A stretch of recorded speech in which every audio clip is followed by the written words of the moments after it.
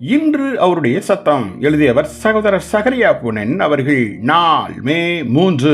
தொடர்ச்சியான ஆவியில் நிறைந்த ஜீவியம் வேண்டும். எபேசு கிறிஸ்தவர்களுக்கு எபேசியர் 5ஆம் அதிகாரம் 18வது வசனத்தில் பவுல் கூறும்போது, அவர்கள் ஏற்கனவே பரிசுத்த ஆவியின் அபிஷேகத்தை பெற்றிருந்தாலும் அவர்களை ஆவியில் நிறைந்திருக்கும்படி புத்தி சொன்னார். அதனுடைய பொருள் அவர்கள் ஆவியினால் தொடர்ச்சியாய் நிரப்பப்பட வேண்டும் என்பதுதான். தொடர்ச்சியான ஆவியின் நிறைவில் நடந்திடும் புருஷர்களும் ஸ்திரீகளுமே ஆவியில் நிரம்பினவர்கள் என கூறப்பட தகுதி உள்ளவர்கள். இருப்பினும் அவ்வாறு நான் நிறைந்திருப்பதை மற்றவர்கள் கூறலாமே அல்லாமல் நாம் சாட்சி சொல்லக்கூடாது.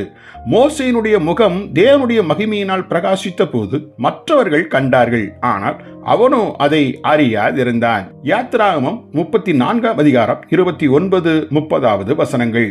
ஆவியில் நிறைந்திருப்பதன் பொருள் கிறிஸ்துவின் ஆவியினால் நிறைந்து இருப்பதே ஆகும். ஆகவே நம் ஜீவியத்தில் கிறிஸ்துவின் சாயலுக்கு ஒப்பான சுவாபத்தின் கனி நம்மிடத்தில் இருந்தால் மாத்திரமே நாம் ஆவியில் நிறைந்திருக்கிறோம் என்பதை மற்றவர்கள் அறிந்து கொள்வார்கள்.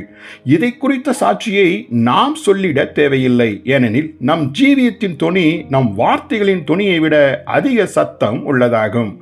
ஆவியில் நிறைந்த ஜீவியத்தை தெளிவாக விளக்குவதற்கு பவுல் கலாத்தியர் 2:20 கூறிய வசனத்தை விட வேறு சிறந்த விளக்கம் எதுவும் காண முடியவில்லை. அந்த வசனம் கூறும் விளக்கம், கிறிஸ்துவுடனே கூட சிலுவையில் அறையப்பட்டேன், ஆயினும் இனி நான் அல்ல, கிறிஸ்துவே எனக்குள் பிழைத்திருக்கிறார் என்பதே ஆகும். இயேசுவின் ஜீவியத்தை நமக்குள் உருவாக்குவதே அன்றி ஆவியில் நிறைந்திருப்பதன் நோக்கம் வேறு என்ன இருக்கிறது?